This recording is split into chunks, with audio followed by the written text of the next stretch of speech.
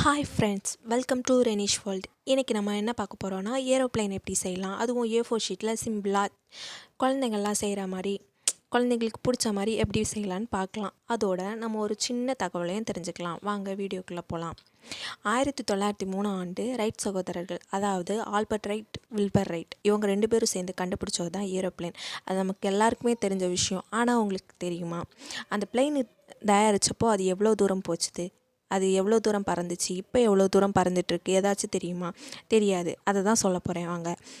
அது கண்டுபிடிச்ச டைமில் அது 120 அடி மட்டும்தான் பறந்துட்டு இருந்துச்சு. ஆனால் இப்போ இருக்க பிளேன்ஸ் எல்லாம் வந்து மேக்ஸிமம் 15,844, அதாவது 15844 கிலோமீட்டர் தூரம் அளவு பறக்குதுன்னு சொல்கிறாங்க. சர்வதேச அளவில் பிளெயினில் எப்போவுமே இங்கிலீஷ் தான் பேசிகிட்ருக்கோம்.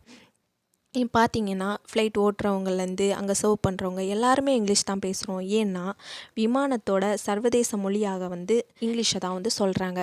தென் ஃப்ளைட்டோட நிறைய பார்ட்ஸ் வந்து அலுமினியத்தால் செஞ்சுருக்கனால ஃப்ளைட்டில் பாதரசம் எடுத்துகிட்டு போகிறதுக்கு தடை சொல்லியிருக்காங்க. இன்னும் இது போல் பல தகவலை தெரிஞ்சுக்க ரெனிஷ் வேர்ல்டை சப்ஸ்கிரைப் பண்ணிக்கோங்க. Bye friends.